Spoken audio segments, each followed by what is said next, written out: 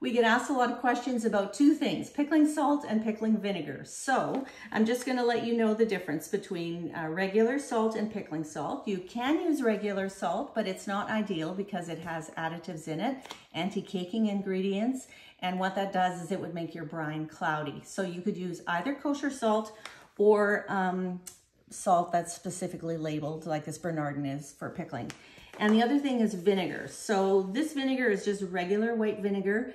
And sometimes you can buy vinegar that says pickling vinegar on it. They are exactly the same. What you want to make sure is that you have a vinegar that has 5% acid in it.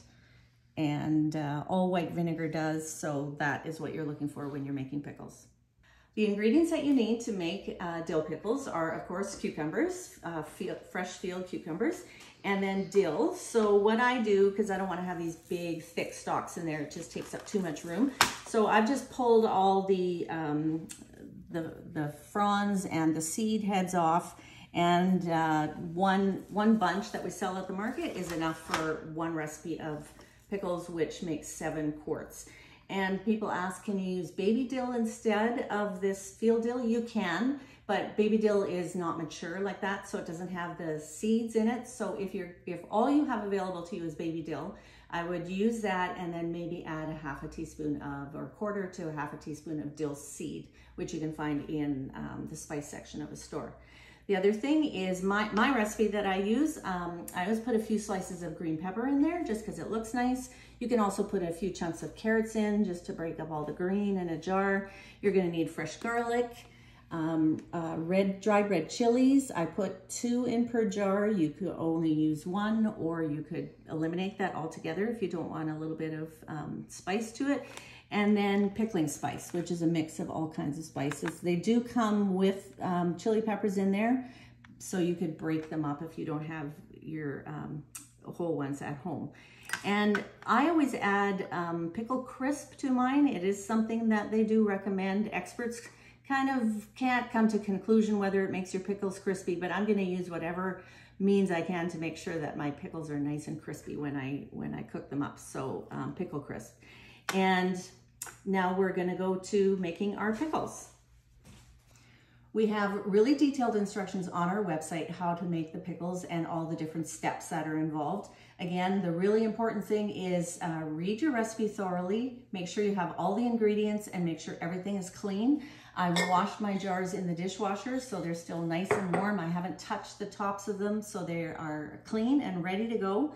And the first thing I'm gonna do is I'm gonna get my brine going so that it's boiling by the time I need it. So the brine is just 4 ingredients. It's water, it's pickling vinegar, pickling salt, and some sugar. And now we're gonna put that on the stove and get that boiling. The cucumbers that you're gonna use for pickles are, they're not a long English cucumber. They're specifically grown for pickles. And my 2 Tupperware bowls are a box, a 20-pound box that we sell at the market. So they have already been washed at the farm, and you'll notice that there's none of the black spines on them that there would be if you just pick them right off the field. But I do still give them one more rinse, and then I separate them into, because I like my pickles small, on the small side, so I've taken out all the small ones, and these are all the bigger ones. So I'm gonna get about 7 jars, which is what fits typically in a canner, and that's why you'll often find recipes for 7 quart jars. And then the rest of these I'm gonna use for our recipe on our website for the bread and butter pickles, and also I'll probably have enough left over to do just the fresh fridge pickles, which are called Aunt Elizabeth's pickles, which is Rob's mom's recipe.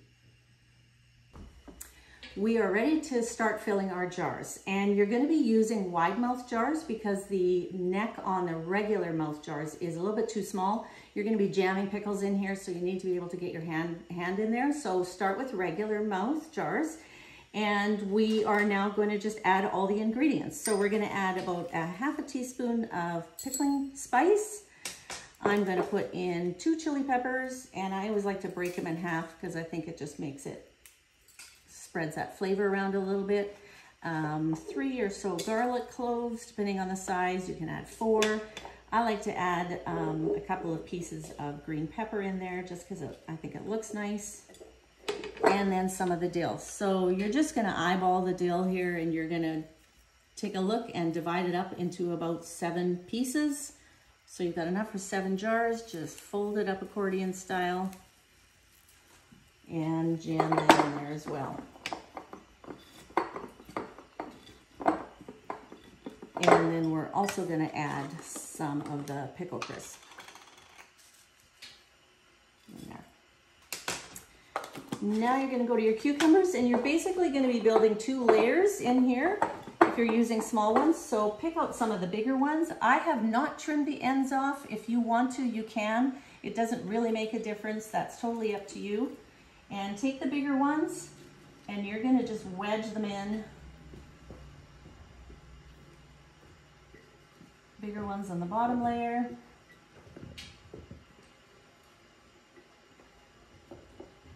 And then you're gonna start taking, and you can wedge them in really tightly because they do shrink a little bit once they're cooked. So it's a bit of a jigsaw puzzle. And now you're gonna take the smaller ones and you're gonna fit them in there. You can even lay them crosswise, or you can cut them in half. Again, that's totally up to you how full you want your jar. You just wanna make sure that you don't have a pickle that's sitting that high on there, or even touching the lid, because it's gonna stop it from sealing properly. So leave yourself a little bit of headspace. And once you've got all 7 of your jars filled, then you're gonna pour the brine over, and then you are ready to go.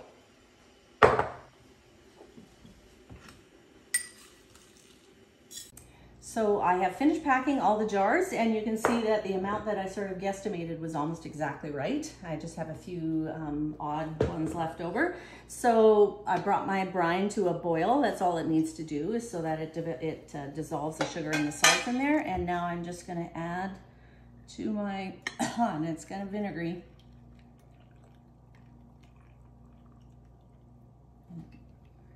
And fill that with brine.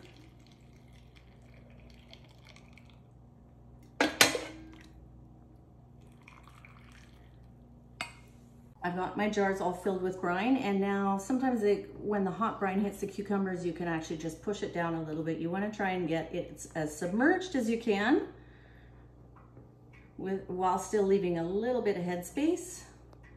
You can see some of them I just cut the ends off to just make a few more fit better in there. And then you're going to wipe it down. Again, you don't want anything on there that's going to keep it from sealing. Clean cloth, clean wet cloth. Add my new lids.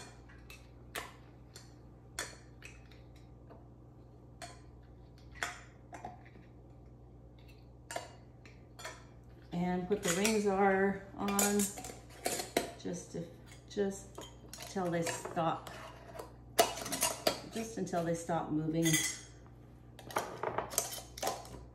You don't want to do the rings really tight. You're not cranking it, you're just doing it so it's just fingertip tight, it's called.